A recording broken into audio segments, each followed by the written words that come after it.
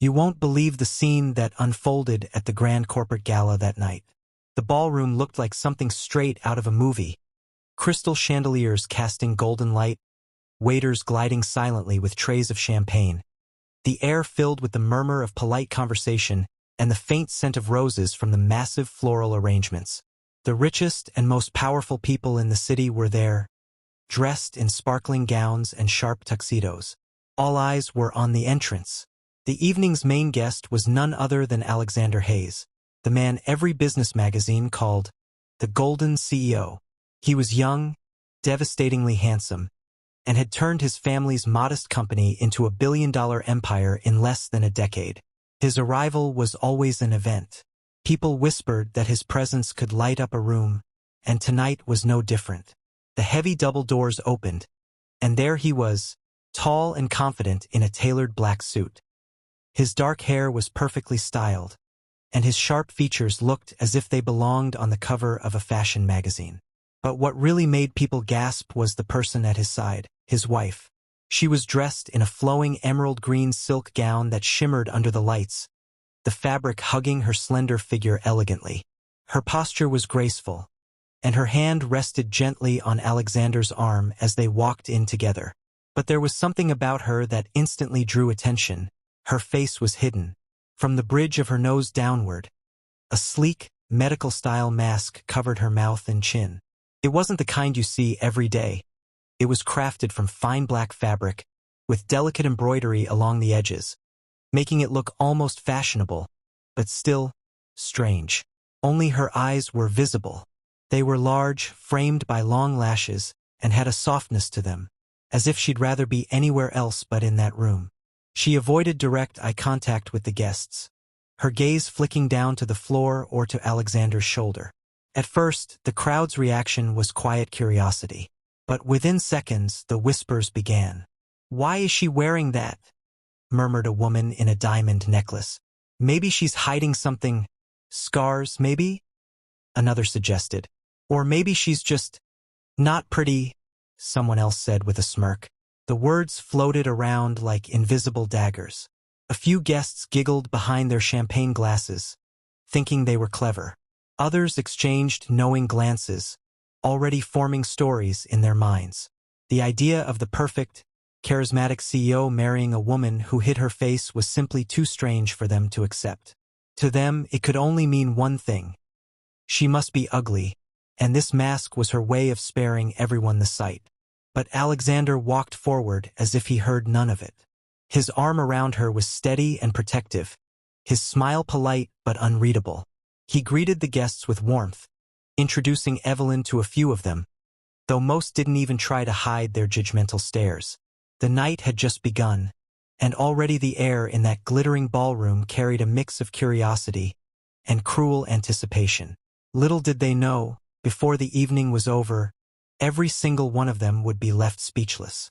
At first, Evelyn tried to stay close to Alexander, letting him lead her through the sea of designer dresses and polished shoes.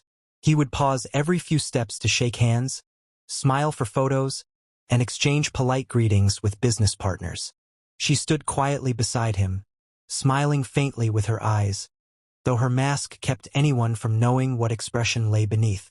But the whispers from earlier didn't fade. They grew sharper, more poisonous. Near the grand dessert table, 3 women stood in a perfect triangle, their glittering jewelry catching the light. They held champagne flutes like props in a stage play, their voices low but just loud enough to travel. "I still can't believe that's his wife," one of them said, tilting her head toward Evelyn. "It doesn't make sense. A man like him? He could have anyone," another replied, her tone dripping with envy. The third gave a cruel little laugh. "Maybe she trapped him somehow. Or maybe he feels sorry for her."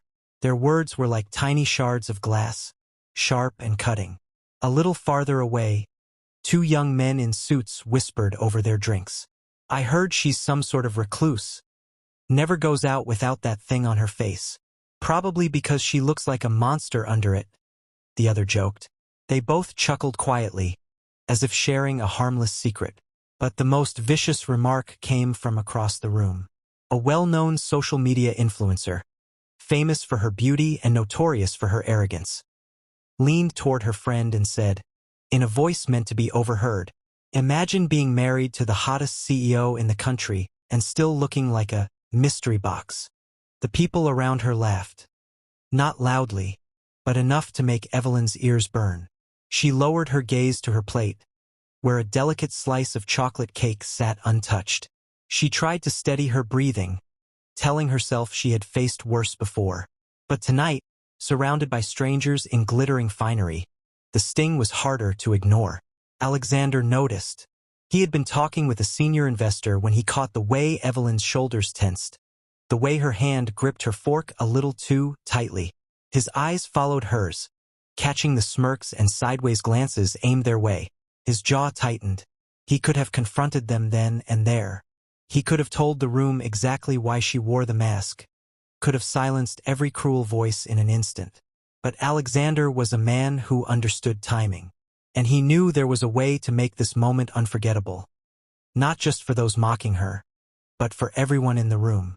So he placed a reassuring hand over hers and gave her a small, private smile, a silent promise. The night would not end the way these people expected, and when the truth came out, their laughter would turn into stunned silence. The evening moved toward its main event, the annual address from Alexander Hayes himself. The ballroom lights dimmed slightly, and a spotlight illuminated the small stage at the front. Crystal glasses clinked as waiters cleared the last plates, and a hush began to fall over the crowd. Everyone was ready to hear about the company's latest achievements, the expansion plans, and maybe even a few charming jokes from the man they all admired. Alexander rose from his seat with quiet confidence. His black suit caught the light as he buttoned the jacket, giving Evelyn's hand a small squeeze before walking toward the stage. Cameras turned in his direction, and the audience straightened in their chairs. But instead of stopping at the microphone alone, Alexander turned back toward his table. "Evelyn," he said softly, offering his hand. His tone was warm, but it carried an unspoken weight, an invitation, and perhaps a challenge. For a moment, Evelyn hesitated. She could feel dozens of eyes on her, some curious, some judgmental, others downright hostile. But then she placed her slender hand in his, and he led her up the steps to the stage. Murmurs rippled through the audience. This was unusual. Alexander rarely brought his wife into the public spotlight, at least not like this. Once they stood together under the bright stage lights, Alexander adjusted the microphone. His gaze swept the crowd, not just looking, but searching. Evelyn could almost feel him locking eyes with the very people who had mocked her earlier. "Tonight," Alexander began, his deep, steady voice filling the room, "you were expecting me to talk about numbers, profits, and growth strategies. But there's something far more important I want to discuss. Something that has nothing to do with business, yet everything to do with who we are as people." A few guests exchanged puzzled glances. This wasn't the speech they had anticipated. "My wife, Evelyn," he continued, resting a gentle hand on her shoulder, "has been judged, ridiculed, and whispered about tonight, not to her face, because that would require courage, but behind her back, in quiet corners and thinly disguised conversations." The room tensed. Several guests shifted uncomfortably in their seats. Others stared at their wine glasses as if hoping to disappear. "What none of you have considered," Alexander said, his voice sharpening just slightly, "is that you don't know her story. You don't know why she wears this mask. You only assumed the worst because it was easier than asking, easier than wondering if perhaps, just perhaps, there was more to the woman beside me than what you could see." Evelyn's heart pounded. She hadn't expected him to speak so openly. Her fingers curled slightly into the fabric of her gown. Alexander glanced at her, his eyes softening. Then he returned his focus to the audience. "Tonight," he said, "you will know the truth." And with those words, the entire ballroom seemed to lean forward, breathless, waiting for what would happen next. The ballroom had gone completely silent. The clinking of glasses, the soft hum of background music, the low chatter, all gone. Every single person's attention was fixed on the stage, on Alexander Hayes and the mysterious woman beside him. Evelyn could feel the heat of the spotlight on her skin. Her pulse raced, and for a moment, she thought about refusing. Taking off the mask here, in front of all these people who had spent the evening judging her, felt like stepping into a storm without an umbrella. But then she looked at Alexander. His gaze was steady, filled with a quiet strength that seemed to say, "I'm right here. I won't let them hurt you." He leaned down slightly, speaking just for her. "Only if you're ready." Her breath caught in her throat. She nodded. The audience collectively held their breath as Evelyn reached up with trembling fingers. The soft black fabric felt familiar against her skin, almost protective. It had been her shield for so long, guarding her from both curious stares and cruel assumptions. Slowly, she began to unhook it from behind her ears. The elastic slipped free, and the mask loosened, hanging for a heartbeat before she pulled it away completely. Gasps echoed through the hall. Beneath the mask was not an ugly or scarred face, as so many had assumed. Instead, Evelyn's beauty was almost ethereal. Her skin was smooth and luminous, her cheekbones delicate yet strong. Her lips curved into a shy but warm smile, and her eyes, now unobstructed, shone with a depth that made her seem both vulnerable and unbreakable. Several people in the crowd exchanged wide-eyed looks. A few mouths hung open. The women who had mocked her earlier seemed frozen, their expressions pale and uneasy. But Alexander wasn't done. "You see," he said, turning back to the microphone, "Evelyn doesn't wear this mask to hide her face. She wears it to protect her health. She lives with a rare condition that weakens her immune system, making her vulnerable to even the smallest infections. For years, she has faced stares, gossip, and cruelty. Not because she is less than anyone here, but because she is different." His voice softened. "And yet, she has never let the world harden her heart. She is the most beautiful woman I have ever met, inside and out. Her kindness, her patience, her courage. Those are the things that made me fall in love with her. Not what she does or doesn't show on the outside." Evelyn felt tears gathering in her eyes. Alexander reached for her hand and held it high, almost as if presenting her to the world. Not for approval, but for recognition. The room stayed silent for a moment longer, the weight of his words sinking in. Then, slowly, people began to clap. The applause grew louder, echoing off the marble walls, until the entire ballroom was on its feet. Evelyn's heart swelled, not because they now saw her beauty, but because, finally, they saw her. The applause rolled through the ballroom like a wave, hesitant at first, then stronger, until every corner of the room seemed to vibrate with the sound. Evelyn stood there, her mask now folded gently in her hand, Alexander's arm around her. She had walked into this room as a mystery, a target of whispers and shallow assumptions.